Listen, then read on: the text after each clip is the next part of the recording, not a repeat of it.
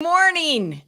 This is Lisa Hacking. I am a member of the Thrive Board, and we are here this morning to address some concerns and talk about Thrive and if Thrive should survive. And it really makes me sad to even say that because I love Thrive, and Thrive is such an important part of my life and a part of our community. So with that said, let's get started. Yeah. And I'm John. Thanks, Lisa, for being willing to be here. And I guess our other two participants should introduce themselves. Clint, you want to say hi? Hey, good morning. Clint Martin here. Also, we'll talk about this more, but previously on the Thrive Board, and excited to spend a Monday morning with you all. Yeah. And Jenny. Hi, Jenny Martin. I'm really happy to be here. I'm on the Thrive Board also. Yeah. And I guess, is there anybody that wants to say anything just as we open before we kind of jump into our attempts to address criticisms and concerns, to be transparent and to kind of, I guess the thumbnail is a little bit dramatic, right? Should we let Thrive die? And I'm sure that there's some people saying, oh, you guys are just being dramatic. Anybody want to address that, Clint? Why would they say that, John?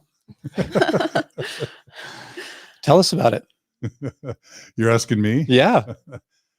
I don't know. I guess maybe they would say it's just clickbait, or we're just making threats or that sort of thing, or trying to be dramatic or get attention or victimize ourselves. I don't know. Yeah. And my answer to that would be, this is really hard. This takes a lot of work, a lot of time, a lot of effort, and a lot of energy. And if it's not valuable to people, we have really great things to go do in life, and we don't need to do this. That's valid. But we love it, and we feel that there is a reason for it and a purpose. Okay. Yeah, likewise, Lisa. We do put a ton of time and energy and money into this. And if we're going down the wrong path, and if we're shoving something down people's throats, that's not our intent. That's not what we're trying to do.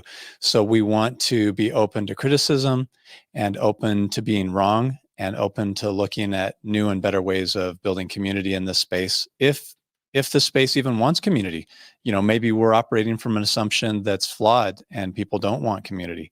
So I think that's what we want to talk about today. Some of the initiatives that we've worked on, how well they've worked, how well they haven't worked, some of the criticisms, and what we can take away and learn from those criticisms, so that if we are going to keep doing this, so that we can do it better. Love it. Jenny, anything you want to add? Yeah, the last couple of weeks have been kind of hard. Just seeing some of the criticisms I've seen, on TikTok and things. And I think a lot of it is misinformation. And then maybe that's, our fault, because we haven't got our message out as good as it needs to be out there. And so I hope today that we can do that. We can let people know what Thrive really is, because, it's obviously very, very important to us. We've dedicated a lot, so much. I think you were going to say time and money, but you're being kind and sort of humble. No, and more than that, it's been all encompassing for us.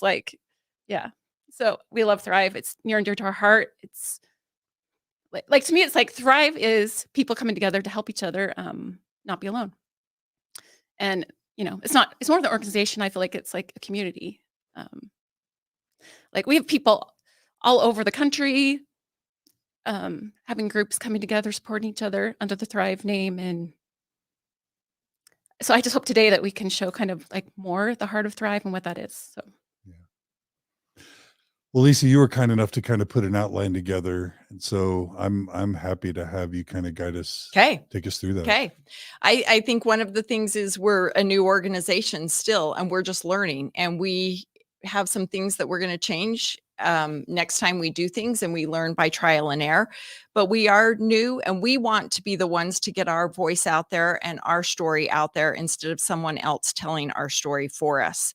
And we know if there are people that are on the fence about, should I be a part of Thrive? Is this something I want to be involved in? Then we want to help ease their mind of what it's supposed to be, not what people are saying it is. So that's our begin with the why of why we're doing this. And I think you had as the very first bullet addressing kind of what the main rounds of criticism have been. I think it's important to state that up front if you want. So we have had some social media posts that haven't been kind, and we would like to address those head on and apologize where we need to apologize. And then also, of course, the Salt Lake Tribune had articles about us, which were mostly really good, but there were some things that we can address and we can do better. Yeah. And we want to say that. And we had one of the presenters at one of our Thrives after the event express some dissatisfaction or concerns. And so we probably got an apology there, but also, we also want to address some of those criticisms and concerns as well. Right? Yep. Yeah. So the issues that we're going to talk about, we will start first with our mistakes that we've made and ask for forgiveness. Clint calls it the love sandwich, or what is it, Clint? That we really need to say we're sorry. Yeah, if you don't mind, Lisa, let me take this one because especially for this first thing that I want to apologize, I mean, I have to take basically 100% of the blame. Just to give a little bit of backstory to those who won't be familiar with the situation, we had an event down in St. George a couple of weekends ago, and we had media coverage there.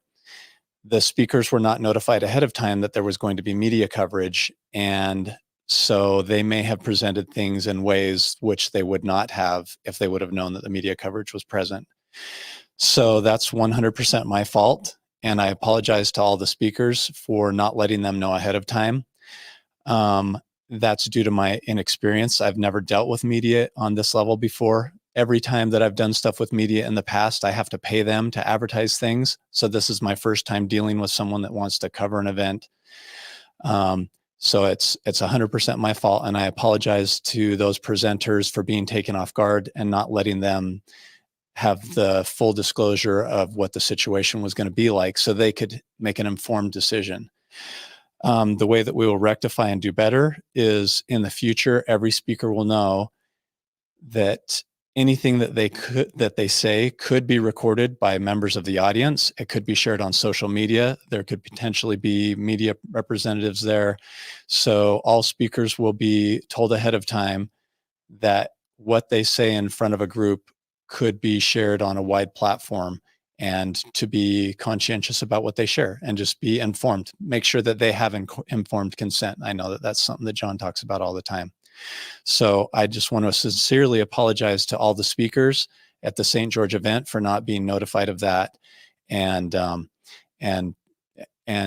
please accept my sincerest apologies. I'm sorry about that.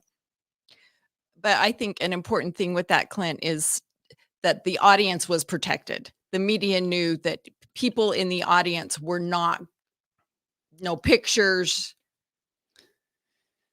Yeah. That's absolutely correct, Lisa. So a big part of Thrive for us is to make sure that people feel safe. And we talk about it in our small group meetings all the time. So it's kind of sad in hindsight that I was so protective of the audience and I made sure that they didn't include anyone's face and didn't include anyone's name in the article. And I didn't stop and think the same thing for the speakers, just so that they would know if they wanted to be covered or not. So I know better going forward, and I'm sorry, and we're going to do a better job.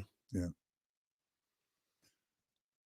Before we talk about maybe some of the other things that we could do better or apologies we make, there's a lot of people maybe who haven't heard or seen some of our previous discussions of Thrive and are just coming into this conversation not even knowing what Thrive is or what we've done. I wonder if we can just spend 2 minutes giving a recap of what kind of why we created Thrive and what we've done, just to catch up to people that really have no idea what we're talking about. I hate to, maybe I should have mentioned this earlier, but we're seeing a lot of comments coming in. Is Thrive an MLM? What is Thrive? Do we want to kind of just come back to that really quick so that we can level set? Absolutely. So it's funny because there is an MLM company called Thrive Life. We pass it on the freeway when we drive up here to this office. So we have no association with an MLM company. Thrive, this particular Thrive Foundation, based out of Utah, is a 501c3 nonprofit. It is not an MLM. And this community was designed to provide healing and growth and community after leaving religion. So those are our stated goals and our intent.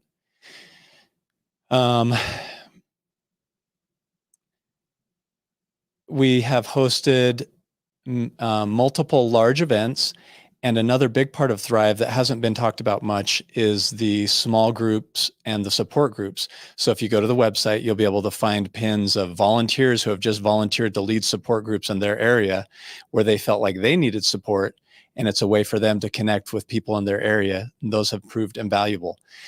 So I think Thrive is basically two things, kind of large events that bring people together and provide some valuable content for them, and small groups where people can be supported in their local geographical area.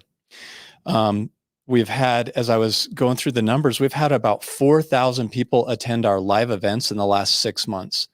So we've hosted multiple large events in large venues, and the turnout has been absolutely amazing. First Thrive Day a couple of years ago had 1,700 people. And then the Thrive Day we had last November had 1,500 people during the COVID pandemic, or right at the tail end of the worst part of the COVID pandemic. So, I mean, yeah, some pretty big events. And then Thrive Unite in how many cities? 17 cities. Yeah. So 1,200 people participated in that around the world, not just in the United States. We had the UK and also Canada. Yeah.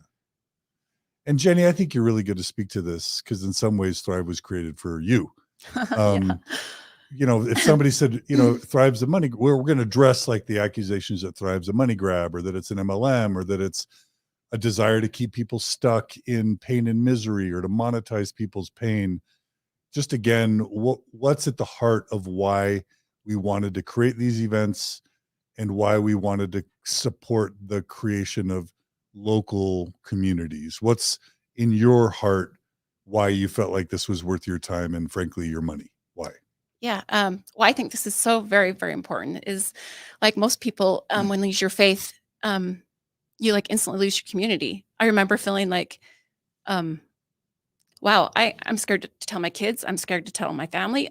When I come out with this, I'm going to lose my whole community. Like I have no one to talk to. I am alone. And then luckily I had Clint. And this is the same for so many people.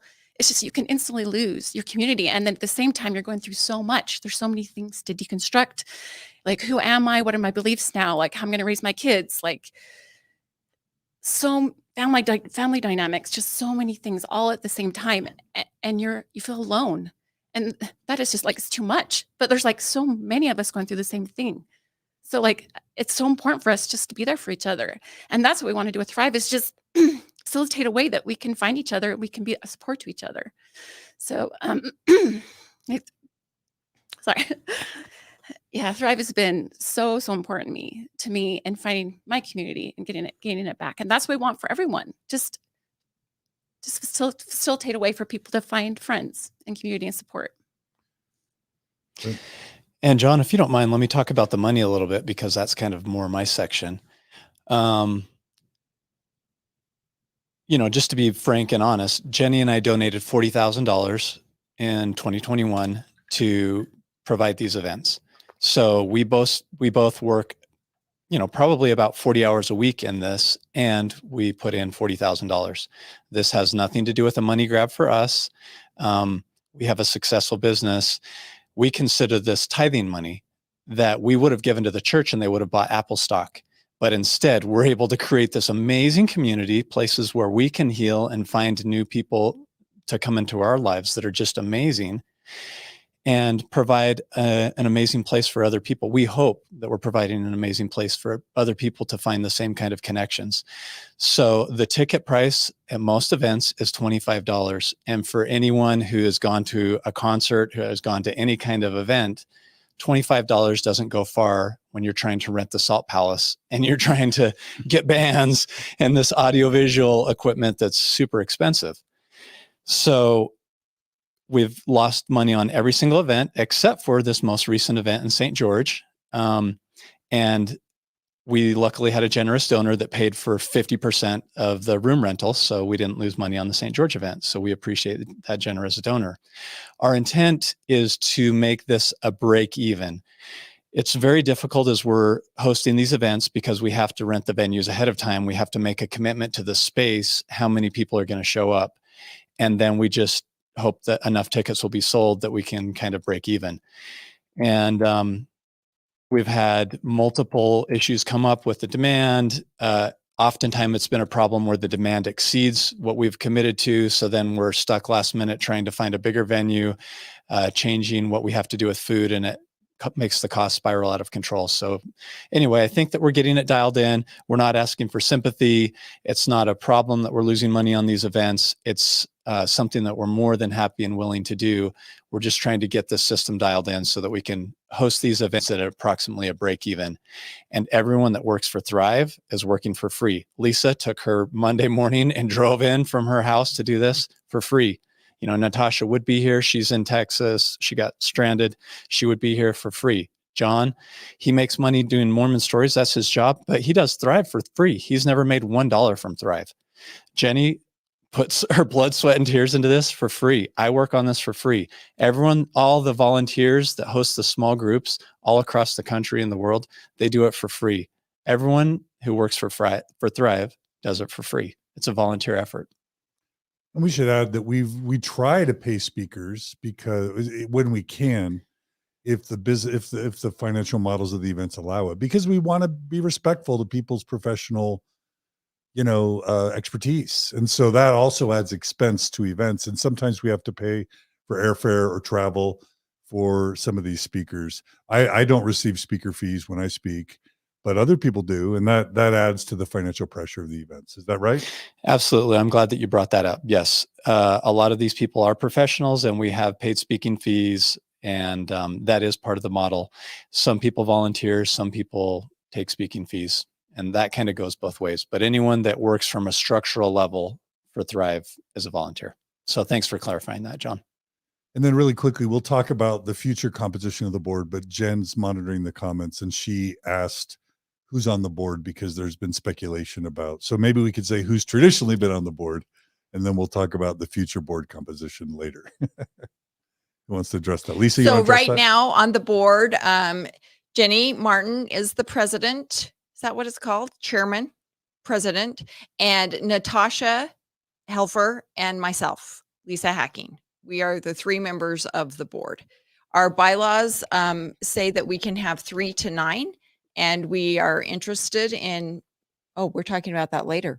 That's fine. That's Okay. fine. But prior to the past few weeks, you want to add anything, Clint?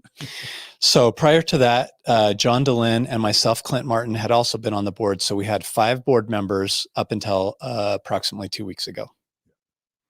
Okay.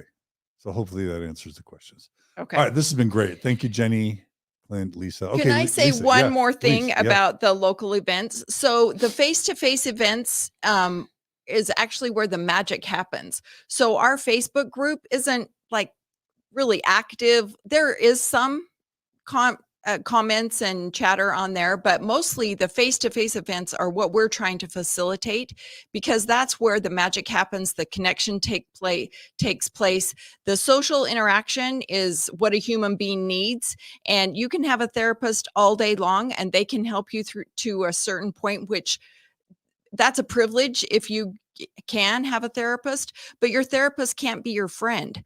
So when we say a lone monkey is a dead monkey, that's so true. You have to have people around you. And that's why the small groups, there's people all over the place. The Ogden group is going strong, lots of volunteers that they get together for coffee and all kinds of fun stuff. And that's where the magic happens. And what's so amazing about Clint and Jenny is they'll support that. They will say, okay, we'll upfront the costs, and then when you collect those costs, we'll recoup those back or not. But that's what lets that happen. A lot of groups try to get together, and which is great. Everybody should, but those upfront costs are where it's really hard to make things happen. And Clint and Jenny facilitate that for those small groups. Yeah. And I love that you talk about the local groups, because like Southern California Thrive is really, really active. Sacramento Thrive, Phoenix, Mesa, Arizona Thrive, Springville has been having meetings for a long time. I don't want to leave anybody out, but there are a lot of these and even when we bring speakers to a Thrive event, we're all conscious as event organizers that the purpose is not to have people show up and hear speakers speak. The speakers just are draws to then get people to meet other people and make friends. So it's almost like the speakers are the bait to hook them into finding friends and community. Is that fair to say? And you may want to use the word catalyst. It provides a catalyst for people to have a reason to want to show up. I mean, who doesn't want to listen to Natasha talk about healthy sexuality? Yeah. They show up, they listen to an amazing talk, they get some great takeaways that they can take home with them. And then after the meeting, they can stay and talk for out. We'll have people. We did our support group last Wednesday night. We left before they did. At 11:50 p.m., people texted me, "Yeah, we're finally locking up the Thrive Center to go home." Yeah. And we did it wasn't officially a Thrive event, but we did an event in Alpine just last night, and people were there till 11. They just couldn't get enough of talking. So it wasn't about the speakers anyway. Okay, Lisa, we hijacked your outline a little bit. No, that I love that. And just one thing, when we did our first, it was a 3-day event at the Maverick Center, and John told us don't be sad that people are out in the hall and not in listening to the speakers. That's what they need. That's where they connect. And that was like a really good thing that he said that to me, and life-changing, because I had been the Relief Society president that said, get in there. You shouldn't be out in the foyer talking. You should be listening to this lesson. So that was huge for me to say, no, really, that human connection is what we need and where we get value when we leave these events. So thanks for saying that, John. Yeah, absolutely. Okay, should we move on to the next one? Let's continue. Okay. We are a community built on a shared trauma. That's just what brings us together. And we can make lasting friendships from that. My friend group that I have that are ladies that I love, couples that Paul and I love and that will be with us the rest of our life, we only know them because we had this shared trauma. And we have moved on. This is a holding space until you're ready to move on. We get together, we go on trips, we read books, we hike together. We don't just talk about church stuff all the time. When there's a big thing, we do. But that shared trauma is what brought us together and what also makes us heal together. We have friends that have never been Mormon, or they don't get us like these friends get us. And we will keep all types of friends. But to the issue of we're a community that's built on trauma and that doesn't survive, we refute that, because here we are with beautiful friends. We did, like Jenny say, we lost every connection that we had with our family, to be real. They don't want to see the real Lisa anymore. They want to see the Lisa they think I should be. And so to just be able to go and be with women and couples that I can be me and say what I want to say, that's huge for me. And we only know those people because of our shared trauma that brought us together. And just to be really clear, Lisa, that was beautiful. And you're addressing one of the criticisms in the Salt Lake Tribune article, that Thrive wants to create trauma for people so that then we can get them stuck in trauma, so that then we can monetize their trauma. And I think you were just directly addressing those types of criticisms from the Salt Lake Tribune article. And part of what I hated about that is that we if you go to a Thrive presentation, it's about healthy communication, healthy relationships. It's about healthy secular spirituality or mindfulness or healthy sexuality. We don't talk about Joseph Smith at Thrive. We don't talk about the church leaders. We literally don't even talk about the church. So the idea that, and again, the mission is healing, growth, and community. So when people make that accusation that we're intentionally encouraging and feeding the trauma to then monetize it, it's from people that have never been to Thrive and that literally just want to tear something down that they have no idea what they're even talking about, I think. And John, I would even say, to take it a step further, our goal will be that people outgrow Thrive, that they get healed up enough that they don't have to talk about this kind of stuff anymore, and they find their pod of people and they can live their life and they can just be happy. Yeah, we don't see Thrive as an end point, and we don't want to keep people at Thrive. We've even said, if you find your 8 to 10 friends or that you can do life with, we see it as a success if you move on and never come to another Thrive. We've said that multiple times. So it's disheartening that that people would give platform to voices that would make those accusations that are so ill-founded, I think. One other issue was that we are just another self-help conference. Well, we are not a self-help conference. The difference is we're not selling anything. There is nothing to buy when you get there. And there's no dogma that we're asking you to believe. If you drink this shake, you'll feel better. We have nothing of that. We present ideas that help people live their life, and you can take them or leave them. And that may help you, that may not help you. But we're not saying this is the new religion or this is a new belief that you must have now to be a part of Thrive. Yeah, amen. I like, Lisa, how you put in your notes, this is not the one true ex-Mormon community. We're not the one and only. We're not the one and only. There are many participants who are making traction in this space, and we applaud all of them and we support them all. And the Utah Valley post-Mormons had their Christmas party at the Thrive Center, and we're happy to have them use it. We want to support everyone that's trying to make an effort to do something in this space. Instead of trying to tear each other down, I think we should try to build each other up, and we should attend whatever makes sense for each of us, of course, and support them in the ways that we can, with our feet and with our dollars. Maybe we should talk about that now. I have that a little bit later on, but there are lots of communities, and there have always been lots of communities. I have heard John Larson talk about the community that he started, and I've been to parties that those are still friends that, what is it, like 15 years later?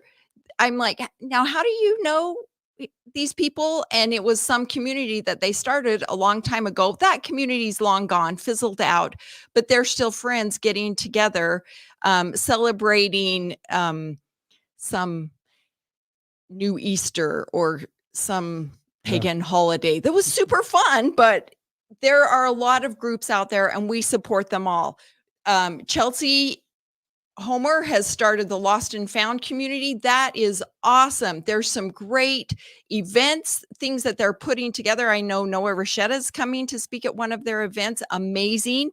The Faith Journey meetups Facebook group is the answers and the questions that get asked on that group, and then the meetups that happen from that. How fabulous that is. They're younger, and well, not always, because I'm in there, but those kind of things are invaluable. The play dates, the connections that they make, being able to ask the questions that they ask. Waka is so dear to my heart. That was my group. That is my group. That is older ladies who have left. When we say, what underwear do I wear? Because I've been wearing garments for so long, that's not the same as I've been wearing them 2 years. I've worn these my whole life, and please help me work through this. Mormon Enlightenment, that Facebook group is awesome, and I know they do events. Sunstone, those people have amazing resources that all of us can take advantage of and be a part of. I'm sure there's more, John, that I don't even know about. Yeah. And I think just my way of just kind of echoing what you're saying is we worked really hard to be inclusive and to be affirming and supportive of any noteworthy thing. We're not competitive. We don't have a scarcity model. We've invited, Sunstone people to speak at multiple Thrive events, Chelsea and Faith Journey meetups people. if, even the Escobars for Mormon Enlightenment, like, we're not trying to beat down other communities. We're trying to lift up any noteworthy thing wherever it is, and say, a rising tide lifts all ships. We have Bill Reel and a Radio Free Mormon come and speak. We support Natasha's Symmetry Solutions and the Mormon Mental Health Association. Like, we want every member of the post-Mormon community to be lifted up and celebrated and supported. Multiple podcasters, multiple TikTokers, multiple YouTubers and social media people. That's how we've chosen our speakers, and also display sort of people, even when we've had kind of booths, is we're just like, whoever you are, we want to lift you and elevate you and support you. And I do think that'll be a decent segue to talk about the Jesse Funk thing really quick before we move on to other things. But let's not leave this point. Clint, did you want to add anything to that? I was just going to say, I mean, there's so many. Stephanie Larson of Encircle, Utah Valley Post-Mormons, the Oasis groups.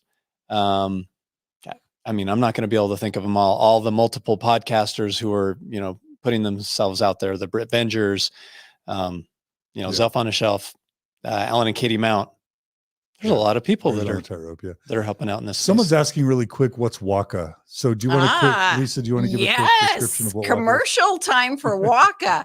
Women of a certain age. This Facebook group that turned into the most fun group of women it was over 50, but now we've lowered it down to over 40.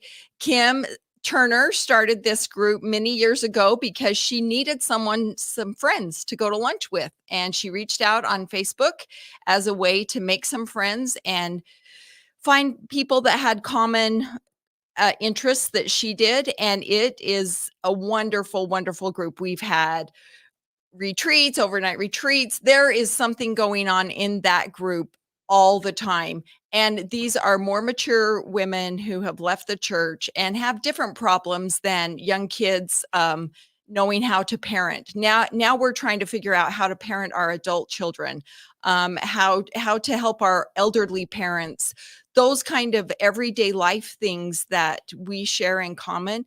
The Facebook page is very active. There's lots of travel groups and book clubs and lots of things in Waka that just connect us and bring us community. And it's been going for years and still getting lots of women of a certain age joining that group.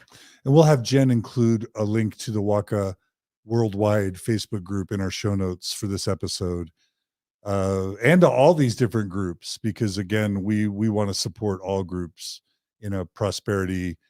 Is prosperity the right word? Maybe that's a triggering word. In an abundance model, not a scarcity or competitive model.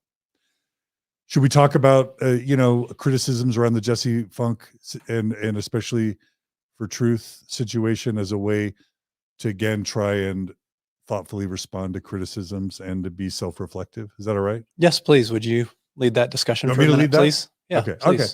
Yeah. So, so in the spirit of lifting all voices, Thrive has worked really hard to try our best to support worthy endeavors in the post-Mormon community. And we interviewed Jesse Funk. Jesse Funk is an amazing, good-hearted, talented human who came on Mormon Stories podcast and shared her goal of creating an EFY conference for post-Mormon youth. And I think it came from a sincere place, a good-hearted place. And so she started especially for Truth, and she did a youth conference last summer. Many of us in the community supported it, and Thrive, along with Mormon Stories and other organizations, did their part to let people know about it and promote it. Especially for Truth was never a Thrive entity. It was never. We thought about it. Should we or should we not have this be a part of Thrive? We decided to have it not be a part of Thrive, but we did, like we have with so many organizations, we did our best to support a worthy cause.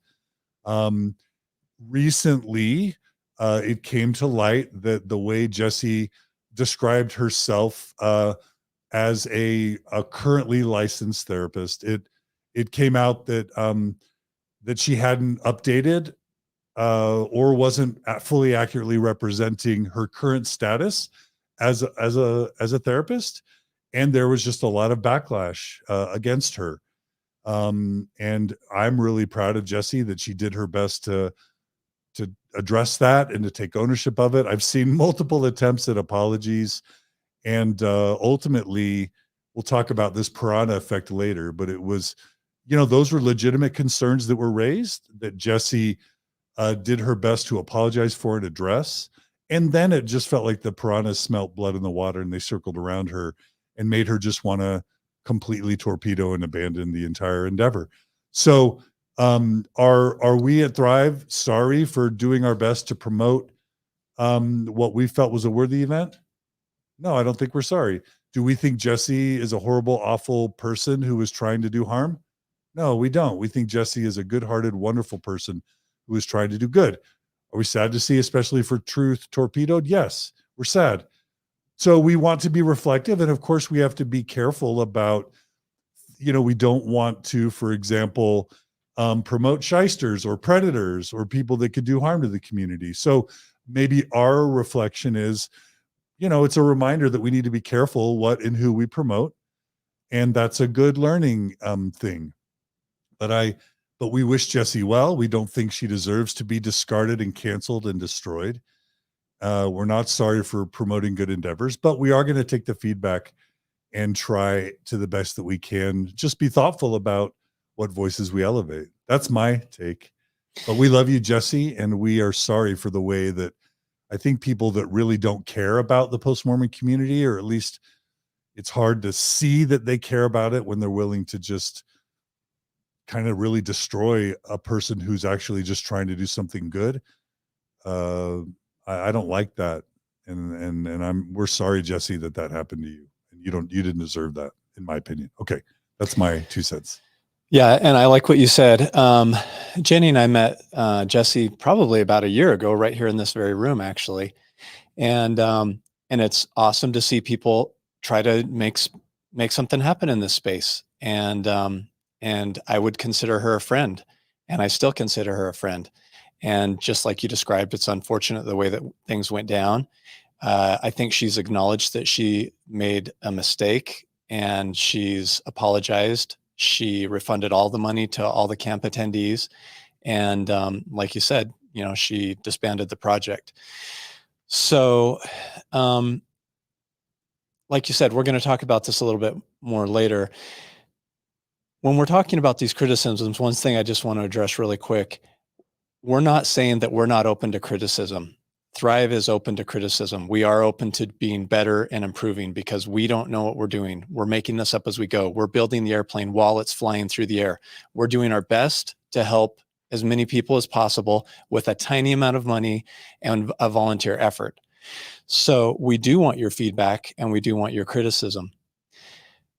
One thing that we may want to think about as a community is the way that we present that community, is the way that we present that criticism. It's become very popular on social media to have this cancel culture when there's a problem that people just dogpile on them and just destroy them. We may want to consider as a community being slightly more thoughtful in the way that we address problems. And that may look something like the love sandwich that, John, you've talked about. Start off with a little bit of a compliment. Hey, we appreciate what you're trying to do with XYZ organization, and I really appreciate this. One thing that I've noticed, then go to the meat. Here's, this, point out what the flaw might be. One thing that I've noticed is that you're doing this, this, and this. And one possible solution might be X, Y, and Z, and then end with another piece of bread, a little bit more love. If you take this criticism or not, we appreciate what you're trying to do in this space. Thank you very much. If we have kind of maybe a more thoughtful, more one-on-one type of way of presenting criticism, it may take us further rather than just dogpiling on everyone that commits a mistake. Really quickly, we have a thoughtful critique from someone who I really value, Matt Hoyland. Matt came to St. George Thrive. He's been a really active participant in the comments on YouTube and elsewhere. He writes, I support Thrive. I attended St. George, but I sincerely think blood in the water is a mischaracterization of Jessie's situation. Her licensure suspension is a big deal and you're underplaying it. Okay, so that's a great criticism. Let me address it.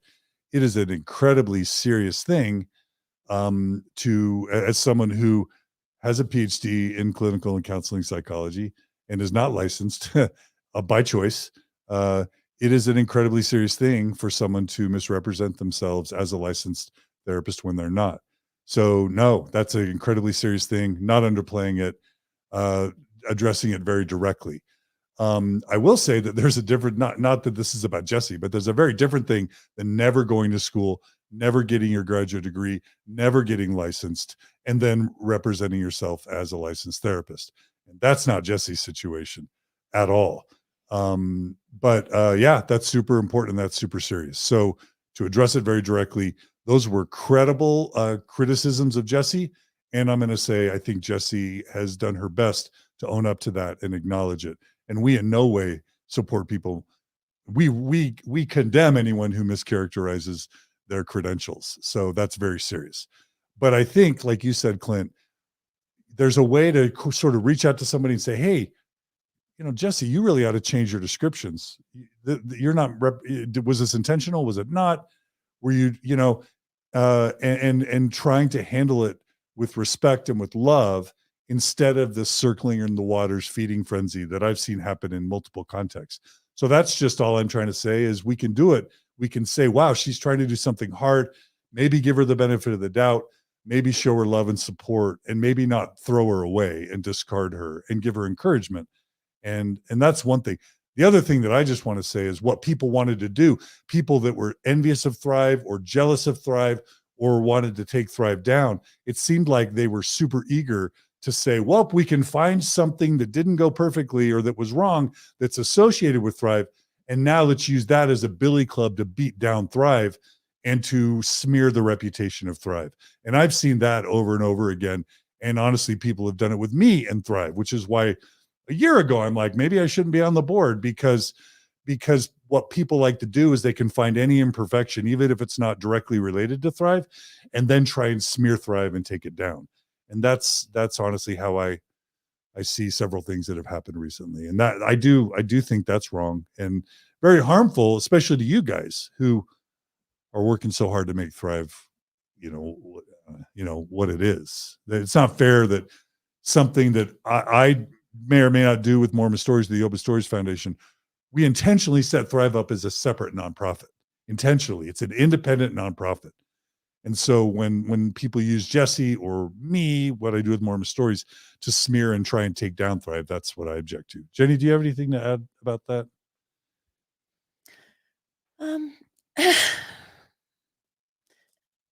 I guess not right now. No, I guess not right this second. Okay, that's fine. But yeah. Lisa? I think that this leads right into our next bullet point of why Mormon Stories and Thrive why we work together, why we think that we're close partners. And as far as Thrive goes, like we really wouldn't exist without the help and promotion of Mormon Stories. And we are so thankful for John and what he does for us. When we come on and post our women's event and tell about it and do a commercial with him, our numbers shoot way up. And we don't have another way to reach that many people. And John is willing to help us out with doing our commercials and promoting our activities.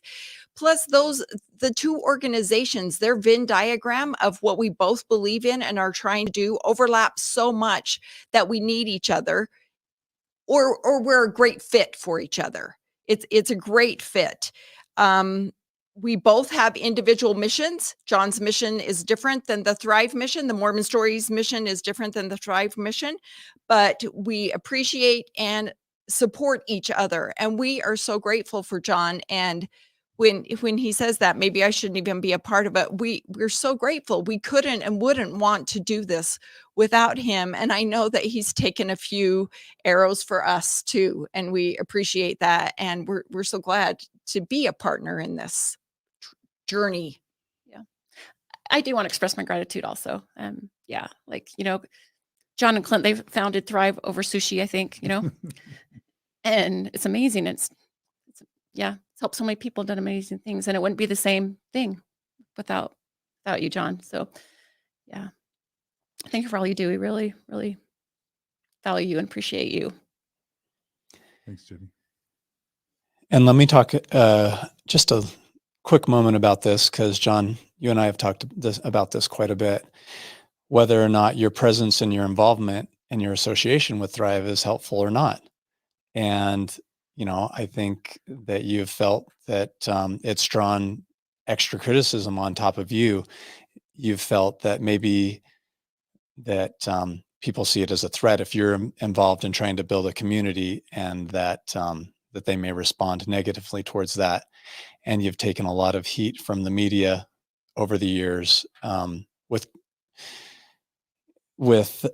it's understandable that a massive organization with billions and billions and billions of dollars would not like what's happening. It's a threat to a power structure that's very dominant in this community and represents a massive amount of money. So anytime you challenge a massive power structure, you're going to get kickback. And you've put yourself at risk. You've put your family at risk. I know that it's been hard emotionally for you. I mean, from our personal conversations, I know it's hard for your family. And so I want you to know that I appreciate that.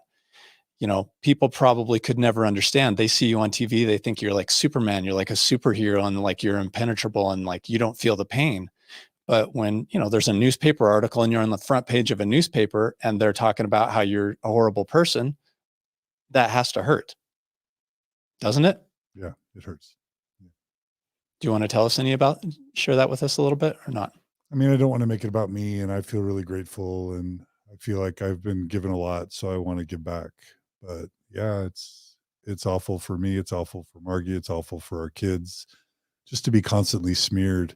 And I realize that, I mean, on the one hand, critics will say, well, Mormon Stories is all about deconstruction, which isn't true.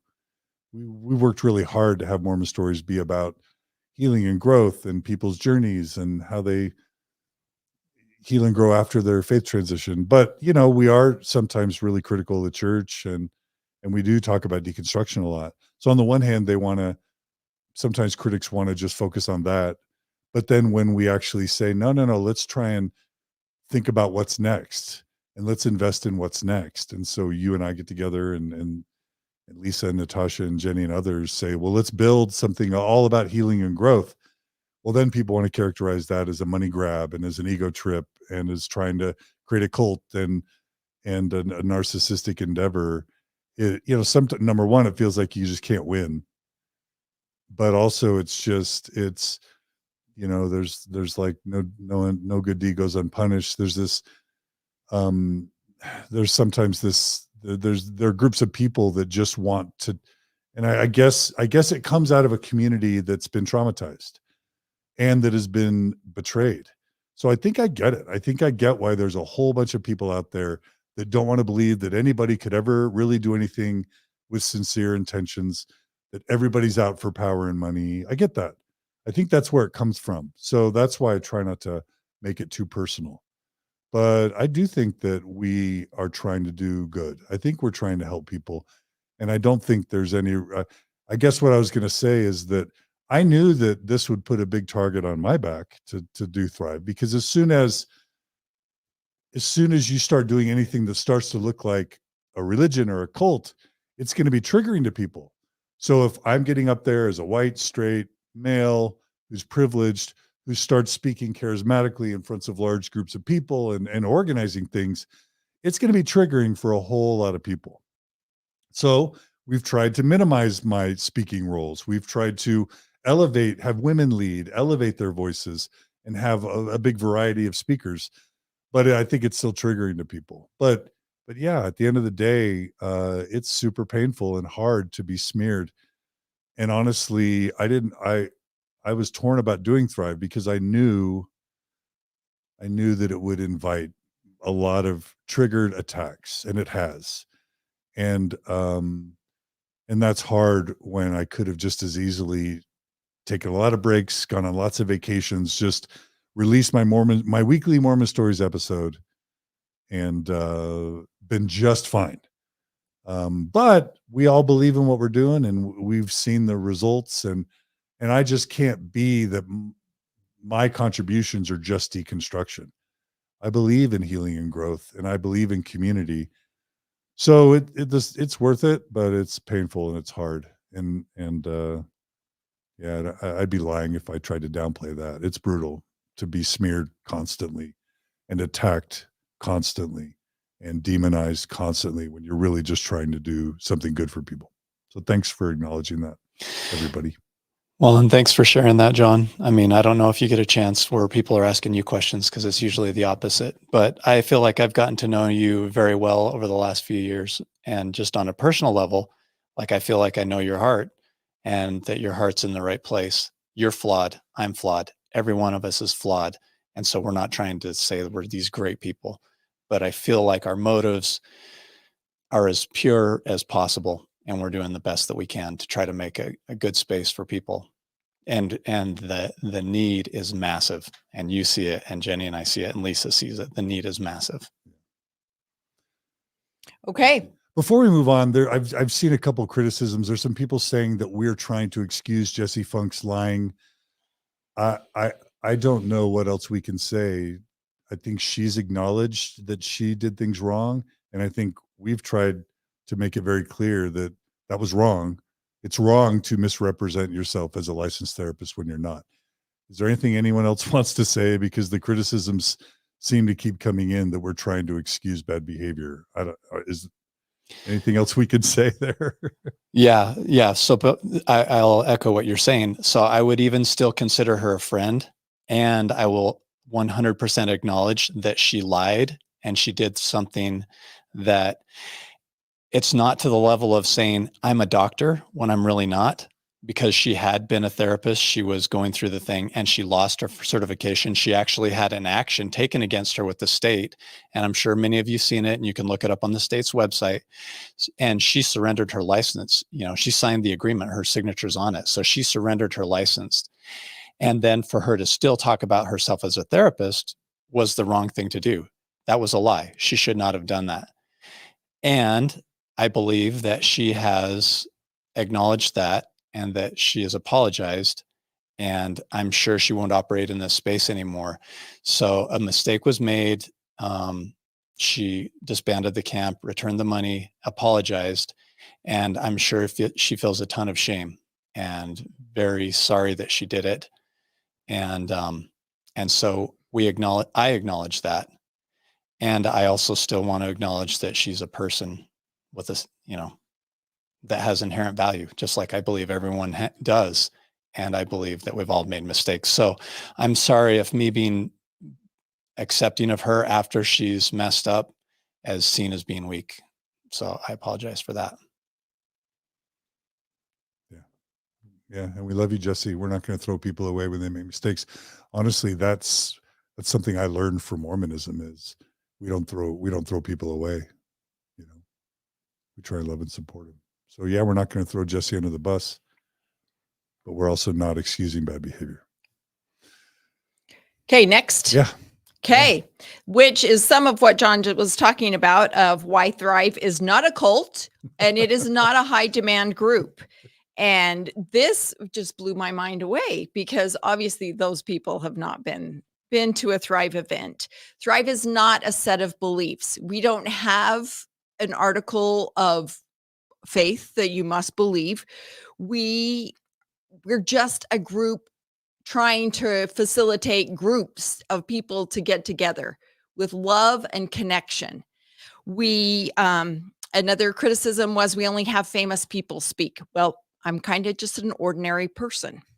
I have no degrees, nothing behind and my you spoke name. at our first major And Thrive I Day. did speak, like I was pushed, and then it was fun. It was fun. But we have ordinary people speak. At our last women's event, we had a few famous people, and those are name draws. That's how we get people to come. If we had an event that you didn't know one person that was talking there, I guarantee they would be amazing women, because those are my friends that I know, and they would be amazing. But you would be like, now, why am I going to this? Because I've never heard of this person before. But we have some big names to draw people there. we hope. And then you also got to hear some other people speak last time, as you will this time, with people that you have not heard of before, that are not famous, that have some amazing stuff to share. And now they will be a part of your life, and you will love and connect with them. But they're not famous. They're just ordinary people like I am. Yeah. Okay. Yeah. Did you guys want to add anything to that?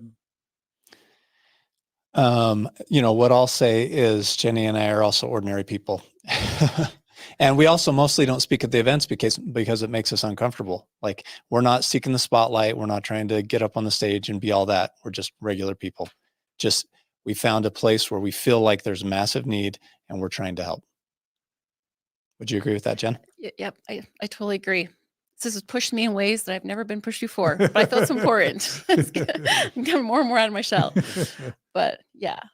I also just want to say that there's this tendency to think, well, if the Mormon church did it, or if religion does it, then we can't do it, right? That somehow it's well, if the church did it, then it's cultish behavior. And I don't think, what I always like to say in my workshops and retreats is, don't throw away the good. If you learned good things in whatever religion or high demand religion or church or cult you were a part of, if there are good things, they wouldn't survive if they didn't teach some good things. So, like, the idea that experts in a field can't, speak to a large group of audience, even for pay, so that they can help cultivate better behaviors or practices, or just that people can't sing together. You know what I'm saying? Or enjoy music together in a group, or even gather. The idea that we have to, that's if you want organized religion and or high demand religions or cults to thrive, and for there never to be a replacement, abandon all the techniques that humans have developed over the past 8,000 years or 20,000 years. Abandon all those useful techniques of helping people do well, and restrict yourself to only literally things that religions or cults never do. We're going to have experts speak, and that doesn't make it a cult. It's a cult, like you said, Lisa, if there's dogma, if there's, we even teach anti-cult principles as a part of Thrive. We had Luna Lindsay Corbden come and talk about undue influence.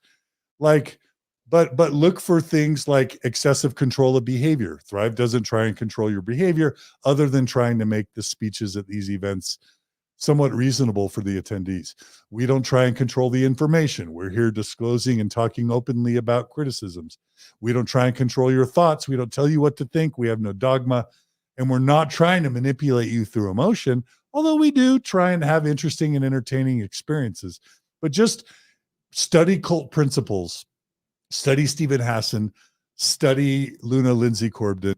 And if we're behaving in cultish ways, you tell us, but just don't tell us that getting together and enjoying music and having thoughtful people give interesting talks or helpful talks, that in and of itself, face value, is cultish.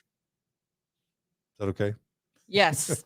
And along with that, we don't have a prophet. John is not our new prophet. On a Reddit post under this topic, they said a podcaster is not a prophet and a support group is not a church. And that is so true. Yeah. But I believe that by the time someone comes to an event that John is at, they have listened to hours of his voice. They have heard his thoughts and ideas for hours, and they want to meet him. And that's okay. That is totally okay. They want to meet him, make sure he's a real person, and say thank you. But that's not a prophet. That's just saying thank you. There's nothing John does that I feel like, oh, John said this, now I need to follow this. No, but he is a really good guy and fun to be around. Well, and maybe Jenny will want to talk a little bit about internal authority and who we should listen to. Yeah. Love that. If we're not going to listen to John. Yeah. Yeah. We don't. Yeah. To me, internal authority is so important. That's what is so important to me. And yeah, we definitely aren't trying to get people to follow any beliefs or anything like that. Like, we really want people to trust themselves. And we present interesting ideas, and we'll, have speakers read books, but Yeah. It's about what's in here. You know, we're not going to tell you. We're just going to love you just how you are. Beautiful.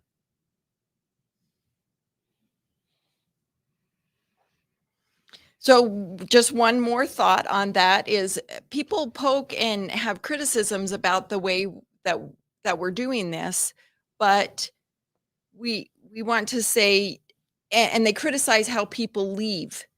Like they go to this, they've just joined another group, they've just joined another organization, or you should just go live your life and not have to have and more people around you. We can't criticize how people leave. Everybody does it different. And if there are people, which most people do, that need that love and connection and support of friends, we can't criticize how a person leaves the church. It's different for everybody. It's more painful, less painful for everybody.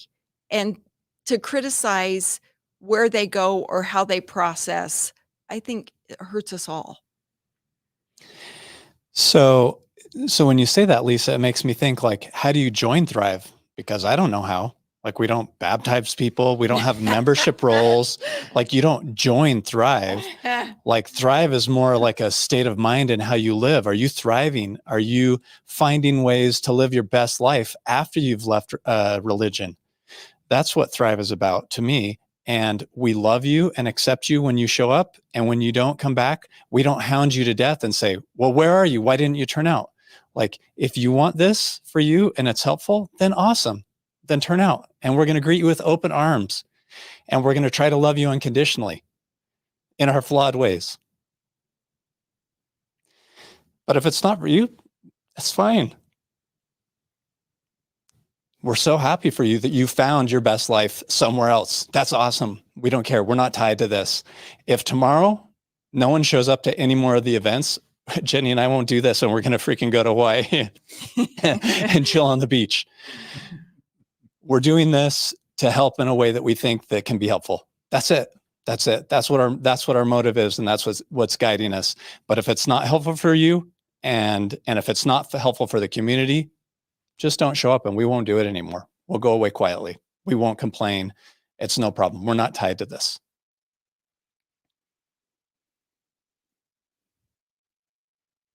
Beautiful.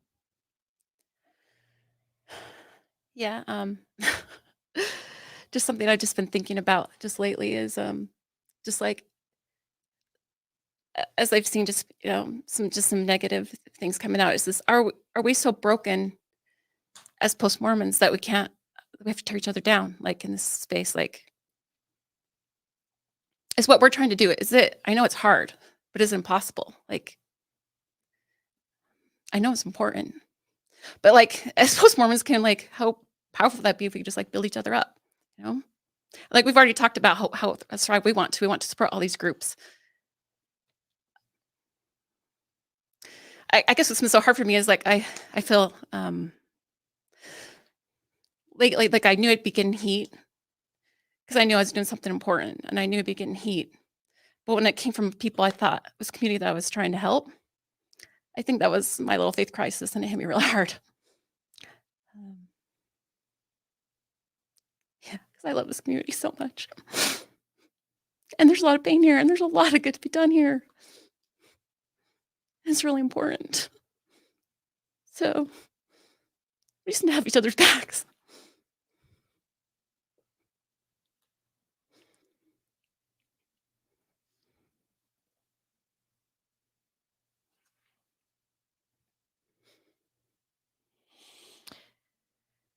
So is this where we want to talk about the pariah effect? Because the piranha. Have we addressed all the other? Sorry, thanks. Sorry. As you looked at your Yes. list, have we I addressed? have checked off every single one. Okay. So, yeah, I think we've often said to one of our concerns with the church is just a lack of transparency and a lack of being willing to apologize and a lack of being willing to take criticism. I hope that we've modeled transparency and a willingness to apologize today and a willingness to accept criticisms and we'll keep taking it. So we want your criticisms. We don't want to be above criticism. We'll be transparent as long as we exist, and we'll be financially transparent. Like Clint, you've published the financials of every single event that we've held. And, I think that's laudable. Yeah. And we also send out surveys after every event because we want it to be better. We want to make it something that's so valuable to everyone, and we want to get better. We're so open to criticism and to getting better. So, yeah. Well, I maybe a way to introduce this. My friend Spencer, he goes by Sketch a Day on YouTube. So, hey Spencer, he basically said, and this is kind of how we started. Was this just these are my words. Was this just a gimmick? Is Thrive really, are you guys really seriously considering ending Thrive? Or was that just a gimmick? And those are my words, not his. Maybe we should talk about the decision to come off the board, and then we can talk about the prana effect, and then we could just maybe leave the question to the viewers and the listeners as the way to end. How does that sound? With a final plug for our Women's Day. Yeah. Absolutely. That's going to be awesome. So who wants to begin this? Well, let's talk about the board. Where should we start? Do you want to talk about that, Clint, or you want me to? Yeah. So we've had a dialogue going on for months, where John has expressed, like, this needs to be a women-led organization. I feel like I'm doing more harm than good being on this board. I'm a lightning rod for criticism, and I think I'm hurting more than I'm helping. And the board has, repeatedly said, no, we'd rather that you stay on. Your reach, your insight, your thoughtfulness in this space is invaluable and has really made Thrive what it is. But finally, a couple weeks ago, the consensus was arrived at between the entire board that both male board members would resign. So John resigned and I also resigned. And so the board currently has 3 female leaders. I'm not resigning from helping with Thrive. So I'm still hands-on. I am the hands, and I do the majority of the day-to-day grind. And the women are the brain. They tell me what to do, and I do it. And the heart. And the heart. Yeah. And then John, has the platform to kind of reach out and spread the message. You're able to help us talk about this in ways that people can understand today. If it wasn't for you, we wouldn't be able to have this discussion that people would be able to hear. Yeah. So what's your perception? And you guys were new to this community. So to help find speakers and have ideas, I think it's been good to have all of us. And Lisa, your experience with Waka was really important. Mm-hmm. So I think it was I loved our board. I love our board. And I was not happy to leave it in the sense of, I just really love all you guys and have really enjoyed it. But I do, you think about a Mormon ward, and the men are in charge, and then the women do all the work, and casseroles and setting things up, and really doing the administering. So I do like the idea of flipping that and having kind of a reverse patriarchy and matriarchy, so to speak. And then it's the men's job to be the hands and let the women lead. So I do like that. I think it's a good resolution. For those who think we did this in response to the Trib article, we started talking about this months ago, maybe even a year ago. And this decision was made before the Trib articles came out. But yeah, so we're off the board. Does that mean we're going to be looking for new board members? Maybe? Yes. Yep. We're going to be adding some. Yep. So we're looking, do you want to talk about the plans for the board going forward? Do we want to talk about that yet? Do we want to wait? No? Okay. We'll allow the remaining board members to think that through and then see. But there's a possibility that we would expand the board and replace me and Clint, maybe. There's also a benefit in having a small board, because sometimes too many cooks in the kitchen can make things really hard. So anyway. And it's a big ask. It's a big ask to ask someone to do this and do it all for free. And to be a target. Yep. Yeah. We do this for fun, and sometimes it's not fun. Yes. Yeah. Okay. Well, Yeah. So that's where the board is, right? Okay. And then what was the next thing we wanted to discuss? Oh, like I guess the prawn effect. Is that next? That's last. Yep. Okay. Who wants to start on that one? Why don't you? I think it was Margie's idea. Yeah. Yeah. Okay. So I'll try and channel Margie a little bit. Yeah. Yeah. And we've already kind of addressed this a little bit, but yeah, I think again, one of the things that's triggering for the post-Mormon community is that the Mormon church held itself above scrutiny. There were cover-ups, there are abuses, there's an unwillingness to apologize, and there's an unwillingness to be criticized. So I'll just say it right again to close.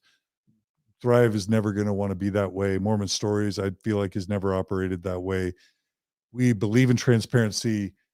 We try to model transparency. We try to model willingness to apologize and to accept thoughtful, well-intended criticism and to change and do better. Having said that, Clint, I think a friend came to you recently and, reminded you of one of the kind of the truths of warfare, right? Yeah, I had an executive stop by. I don't want to be too specific because this person wouldn't want to be outed at this stage of their career. But it would be someone that would be well known among the community and talk about what's happening. And from his perspective, he said, one of the basic strategies of warfare is to divide and to splinter your opponent.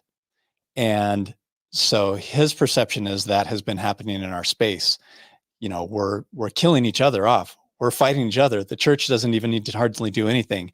Now, there is definitely some possibility that the church has people that are on their payroll that are working actively to portray regular people in social media spaces, and more than one person with multiple accounts trying to create this panic effect to put the blood in the water so that the sharks will attack. So that's definitely entirely possible and plausible. And he was kind of talking about some of the reasons why he thought that maybe had been happening, especially with the TikTok thing. But, that's a strategy of warfare. Divide your opponent, make them splintered. If it's 100 against 10 people, the 100 are going to win every time. If it's 100 against one, it's not even a contest. So I thought it was interesting that he made the special trip to come down and talk to me about that and what his perception of what was happening. Yeah. Yeah. And I'll just say, as having, 18 years in this business, 19 years in this business, maybe even more, depending on how you count, I've seen it. I've seen when the September 6th stuff happened, how Maxine Hanks versus some of the other feminists would go to war. Maxine Hanks, who was one of the September 6th, told me about how there were battles between her and, let's just say, Signature Books or the Smith Pettit Foundation. Sometimes I saw it when Lindsay Henson Park took over Sunstone, and there were former employees that came after her and tried to tear her down. When John Larson started Mormon Expression, we saw him just eventually say, I can't do this anymore. It's not worth it. Like, I've seen it time and time again in our community where we're just way too eager to, there's sometimes this phenomenon where there's certain members of the community that achieve a level of notoriety, of attention or fame, and then kind of their time passes. And instead of just like, the Buddhist metaphor of like, hey, the raft helped me, and now I'm going to leave the raft to help other people. Sometimes some of these people end up, after they've left the community, coming back and trying to throw hand grenades in the community. And sometimes they say they're doing it to try and help the community. But what it often ends up doing is destroying these or weakening these very fragile attempts at trying to provide solutions. And then there's people that are usually not part of any of the, the endeavors that are being worked on, who they smell blood in the water, and then they circle around and try and it's cannibalism. It's basically ex-Mormons, post-Mormons devour their own. They're like piranhas, and they just sometimes smell blood in the water and have a feeding frenzy. So while we never want to enable abuse, We always want transparency and accountability, the ability to apologize, the ability to self-reflect, and we're doing our best to model that here. And we will continue to have that as a value. Me and Mormon Stories, us in the Open Stories Foundation, we at Thrive. At the same time, is the idea of Thrive going away just sort of like a gimmick or clickbait or an idle threat? Or, you know, is it possible that this feeding frenzy piranha effect could really be the end of Thrive? Maybe each of you can give your perspective, you know? Do you want to go first, Jenny, or you want me to? You go first and then I'll go after. So from my perspective, Thrive is still a fledgling organization. The systems are not built to where if Jenny and I quit doing this, that it would survive. If we quit, this is the end of it. And, you know, now this is getting more personal, but, you know, this weighs heavy on Jenny. I'm used to, you know, dealing with in the business world. And so it doesn't hit me as hard, but this is super hard on her personally. And if she quits doing it, then I have to quit doing it because we're in this together. So, you know, I don't want to you know, talk about your feelings. And so I guess you talk about it. Yeah, I was surprised. Yeah, how because Thrive was just going along so great. It was just like love, love, love. Like TikTok, everyone loved it. Like everyone loved Thrive. And so this is the first time I've really had, you know, a lot of pushback, which I think I really needed, you know, for my development and for Thrive's, you know, if it's going to be anything, if this is anything valuable, it has to be able to withstand some criticism and some hard times. Like it just does. So, but it's hard. And the other days when I say, is this worth it? And I question, and yeah, there's lots of days like that, you know, but then I have days like we had our support group last Wednesday. And I was feeling all discouraged about everything. And I went to that group and there was about 30 people sitting around. It's a Thrive support group. Thrive support group that we have. Springville, Oh, right? yeah. I should be Right? more specific. Thank you. Yeah. No, In Springville, we have a support group we have in Springville that we lead. There's about 30 people sitting in a circle coming and just being so authentic. And some of them sharing things they've never felt safe to share anywhere before. There's no safe place for them but there. And after they tell their story, everyone's applauding and there's tear shed and there's hugs. And it's just a safe place where like everyone feels safe, no matter what their story is, what they believe, what their background is, like no matter what, like they share the truth and it's applauded and it's so loving and you can be so authentic. And to me, that's what Thrive is. It kind of like re-energized. See, do I want Thrive to be over? No. Do I question all the time? Can I do this? Is it worth it? I don't know, but I think so. Sorry. And this not weakness, this is resolve because I'm going to keep fighting and I'm going to keep fighting. I don't care how hard it is because this space is important. And we're helping people and there's so many people who need help in this space. The church could create a problem and he threw us out without any support. But we can support each other. We can be there for each other. And we might just need a little organization like an organization called Thrive that kind of helps put people together and organize events where people can connect. Like there's a potluck. I don't think there's anything for anybody but a potluck. It's just people showing up and being friends. And when Thrive is not your thing anymore and you're like ready to move on, yeah, we'll applaud you. We'll be so, so happy.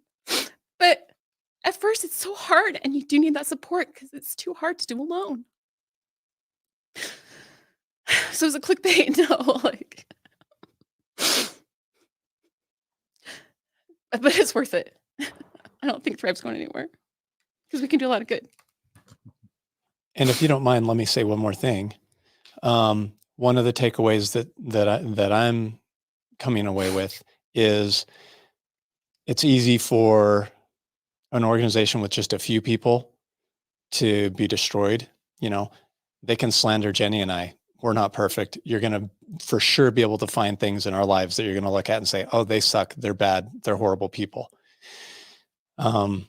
So one of the takeaways that I'm having is Thrive needs to have 100 heads, not 5. Like there needs to be a massive amount of involvement from the community. And this needs to be a ground up, not top down type of movement where we all help and support each other.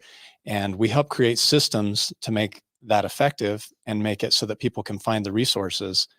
But it has to be community led. So we need to have more leaders, more people coming up. I was gonna say, you know what made me feel so powerful and so like that was Thrive Unite. Like all those cities meeting at the same time, like to see how united we are and just everyone stepping up. So much love to all those communities, all those leaders that stepped up to lead that, all the participants that came and supported that. Like, wow, we're not alone. Like I felt so powerful and so united in that. And I think like Clint is saying, it's right. It needs to be like, it's not about us. Like we're nothing special. It needs to be about like, this is community. Like this is just a way to facilitate a community coming together and people supporting each other. Yeah. Lisa? Beautiful. I just thank you so much for having this idea. Sometimes Clint has ideas and we all just shake our head at it, but they come to pass. They happen. So how awesome is that? And just say thank you so much for doing this and providing this space. As people like us were alone and didn't have anybody but our computer, and that doesn't work. We need people, and you guys are providing that space. So thank you. Thank you to you too, Lisa. You do so much. So much. Yeah. We have an amazing team, and that's what makes it just so worthwhile too. Yep.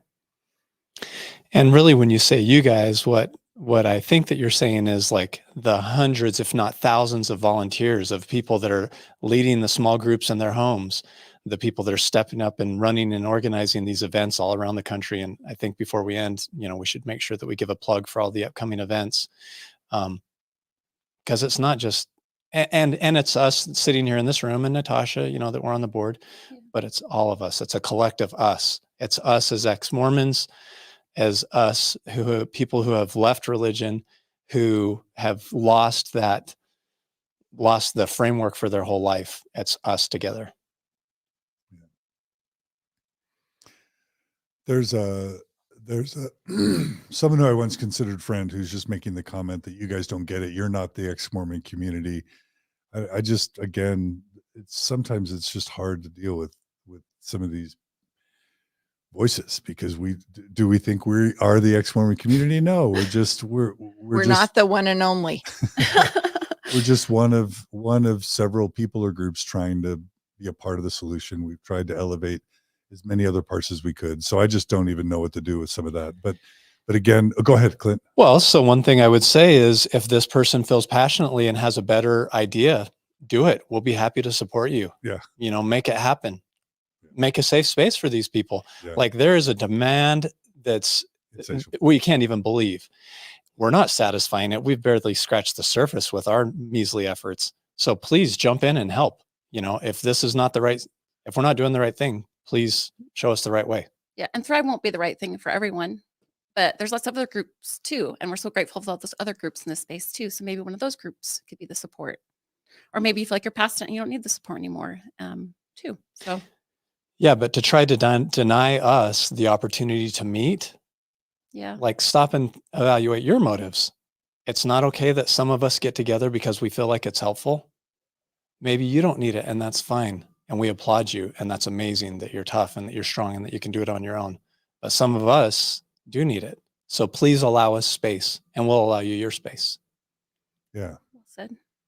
Beautiful. So we're not saying don't criticize us. We want your constructive, sincere feedback. We thrive literally on constructive feedback that helps us improve. So we want your constructive, sincere feedback. We want to be transparent. We commit to continue being transparent and to apologizing when we mess up and to talking about things. But be kind. Try and be respectful. Try and communicate with us directly instead of just public takedowns and feeding frenzies. And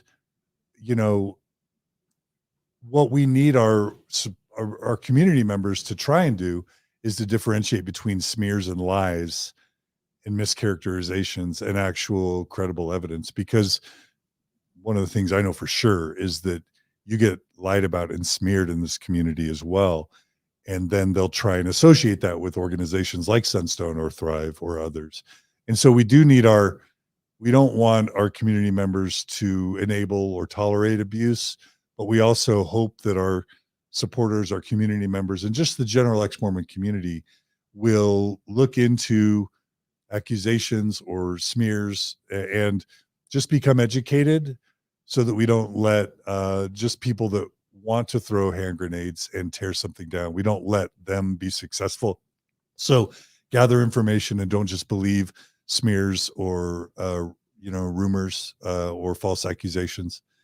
And then also let's be kind to each other, and let's realize that all these things are nonprofits that are volunteer led, and they will go away if we allow ourselves to cannibalize. If we cannibalize ourselves and act like piranhas to tear each other down, these things will go away. And that, and if that's what happens, that's what happens. But I know for a fact that there's just too many people suffering, too many people that feel alone. And if people like you, people like us, don't step up, then just people sit home feeling broken and alone and desperate and sad, and bad things happen. So these things are needed. And so let's as a community not tolerate the piranhas, not tolerate the hand grenade throwers, and let's do our best to support. We need you to support these things, whether it's through word of mouth or attending or your ideas or your feedback. Instead of throwing hand grenades and cannibalizing each other, give us thoughtful, sincere feedback, and then your support. I think I think that leads to the Thrive for Women event. But before well, and be willing to step in the ring. But one other thing that I thought of while you were talking, John, that I do want to address. Some people will say, John DeLynn has too much power. He has too much influence, and he's trying to keep everyone else down.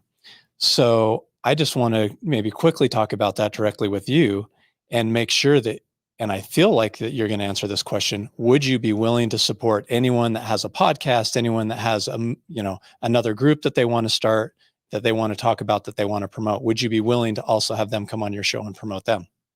Totally. So like we had Latter-day Lesbians come to Thrive and speak. We've had Bill Reel and Radio Free Mormon come. We brought as many YouTubers, Exmo Lex and Jordan McKay. We brought the whole TikTok community in. We've literally invited Lindsay Hansen Park to speak at pretty much every single Thrive event that's ever happened.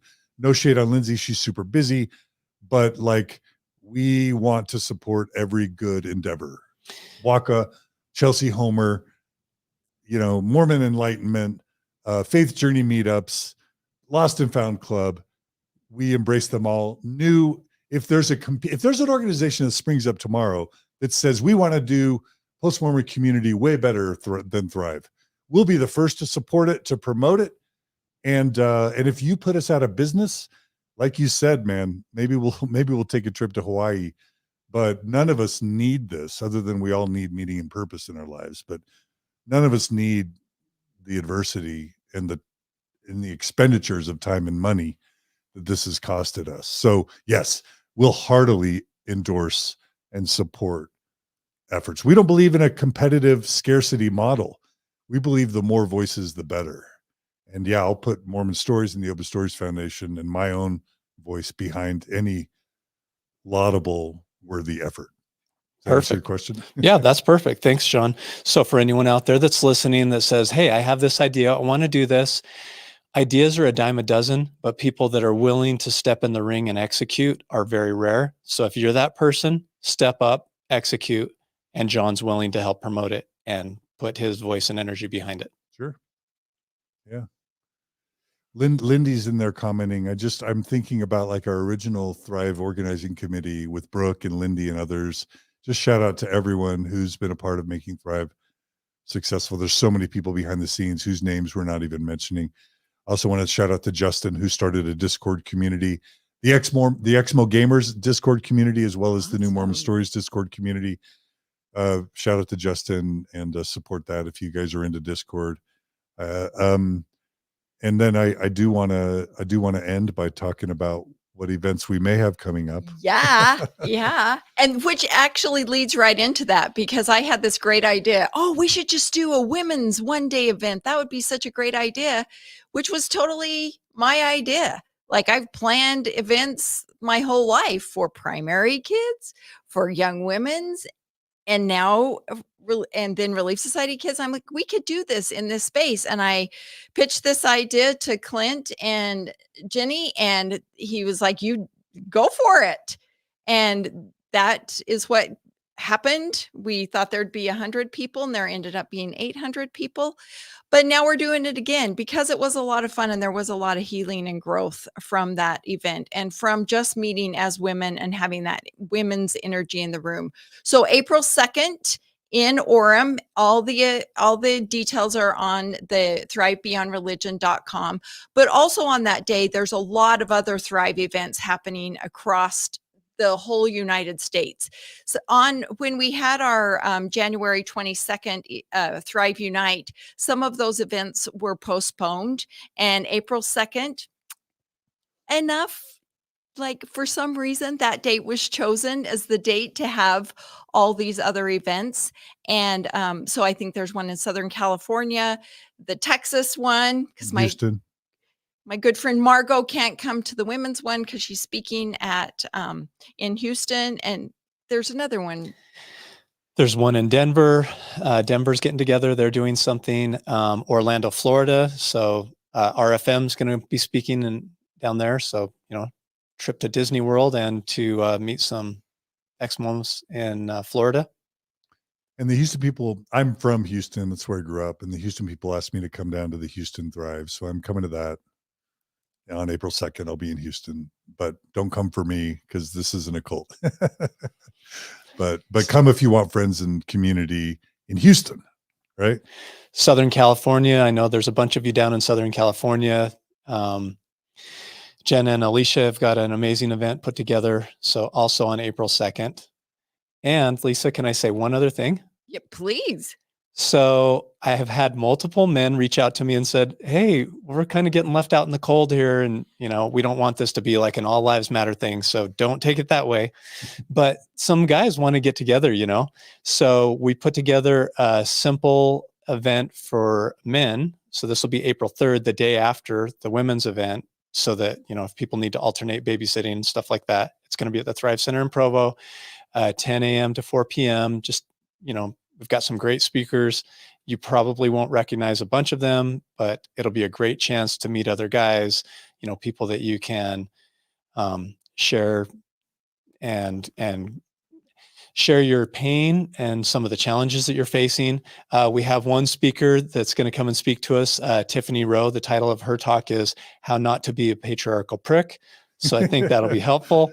So we have a woman speaking at an all men's conference. Right. A woman speaking at all men's conference. Yeah. I love that. Yeah. And she's just going to help us. I mean, we're also victims of being these, patriarchal pricks, like Natasha has coined the term. And so we want to learn and get better. So anyway, for those who want, we only have room for 100. I wish we had more room. It's kind of short notice. But for any of those who want to participate, we have that. So thanks, Lisa. Well, I really appreciate you having a woman there to preside, because we will have no men at our event. There's people saying they don't see like registration for the Denver event. I don't even know if the Thrive for Men registration's up yet. So what do we say about that? It should be on the website, thrivebeyondreligion.com. Go to the events tab, and then there's quite a few events. There's 2 pages worth of events, so you should be able to find them. If for any reason you're not finding what you need, send in an email to thrivebeyondreligion@gmail.com. And I will personally answer that email, and I'll help you get in contact with the event organizers, answer your questions. But they should be on there.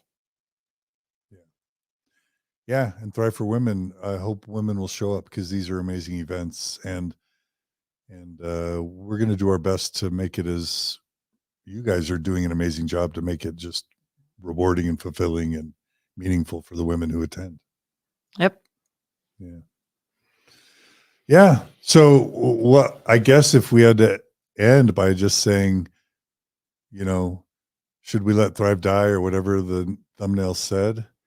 Is Thrive going to die? Like, do we have a final answer to that? I mean, I think it depends, like, if people support it, right? So if people start coming to events, then we'll know that it's not valuable, right? You have something to say about that?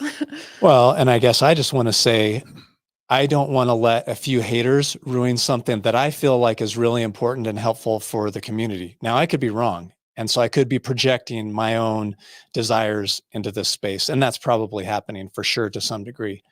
But I don't want to let a few haters spoil it for everyone. So we have made amazing friends because of this. We have our pod of people. If this stops tomorrow, we can ride off into the sunset with some freaking amazing people, some friendships that we never had in the church. And I'm sure we'll be lifelong friends, just like Lisa's talked about. But I don't want to let just a few haters and, spoil it. I don't want to. Like, I still want to keep doing this. So if Jenny, you're in, I still want to keep doing it. I do want to keep doing it. Go, Jenny. Go, Jenny. No, it's important. It is important.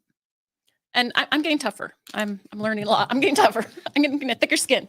I can do this. I'm ready to go. Let's go. Go team. We have an amazing team. Yeah. Beautiful. Yeah. And people are asking if they want to create a Thrive group in their own local community, how they do that. Perfect. So thanks for being willing to step up. Go on the website, go under groups. There'll be one that says find a small group, and that'll take you like to a pin drop where you can find groups near you. Or if on the other hand, you want to create a group, right next to it, there's a pin that says create a group. Fill that out. You'll explain the name of your group, what you're trying to accomplish, a little bit of, of your background, and then I'll create a group for you. Please, everyone understand, and the disclaimers there on the website, these groups are not thoroughly vetted. I don't know the people personally that are forming these groups. So if you hear or see anything that's illegal, that's distasteful, that makes you uncomfortable, if it's illegal, of course, just call the police. That's very simple. If it's distasteful, don't attend anymore, and give a thoughtful feedback. If you want to copy me on that thoughtful feedback, I'd love to have it. I'm never afraid of having hard conversations with people. So if, because of this conversation, you want to talk to me, I'm happy to spend time on the phone talking about concerns.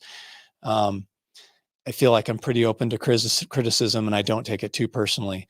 And remember that these groups are not totally within our control. So some groups are going to fit your profile and are going to feel very tasteful to you, and it's going to be exactly what you expect. And some are not. And if it's not, and you can't find another one, and you're willing to step up and lead, please form a group that is tasteful for you and attract the people that are like you, and find your pod so that you can ride off into the sunset and you can live a great life, have community. Yeah. And if you want to create groups that aren't named Thrive, we're thrilled at that. We don't care. Name the group whatever you want. Call it the happy people doing fun things. Like, we don't care. Just create community and find friends and support each other. So there's that. Many of the groups that are on there are not called Thrive. That's already currently the case, and it's no problem at all. The Thrive is only, like, in my mind, it's more like a movement. It's more like a verb. Like, are you thriving? Are you finding what you need? Are you living your best life? We don't have a patent on that, and we don't have control over that. It's just a concept that we're floating. So please do that in your own way, whatever that looks like for you. I think we've said it, that also, we've kind of said this, but I just want to say it again. We'll have groups or podcasters or speakers that we support and give our platform to. They'll make mistakes. Other people will do bad things. We'll have bad actors in our local communities. That's going to keep happening. I mean, Clint, we knew that from the beginning, that people are always going to be people. And so more bad things will happen. More mistakes will be made by us and by people associated with Thrive, by organizations Thrive promotes and in Thrive events. But we're just going to do our best to learn, to do better. Everyone should protect themselves. Don't ever put yourself or your children in harm's way in any relationship to a Thrive event. We can't promise to protect you. All we can do is promise to do our best, but we are going to make mistakes. And so we'll just keep trying to learn from them, but we're not going to pretend that there won't be mistakes. Mistakes will be made. And that's just the only way to do anything that involves human beings. And in that same vein, John, for now, we've decided that we don't have a robust enough structure to support any events that are for people that are under 18, that are not legal adults. So please don't form any groups that are for children or for teens. We don't have the structure in place yet to be able to support those groups and to take on that liability. So at some point in the future, maybe someone can, maybe another group can step up and fill that void, but we're not able to do that at this point. So keep that in mind. But And bad stuff will happen.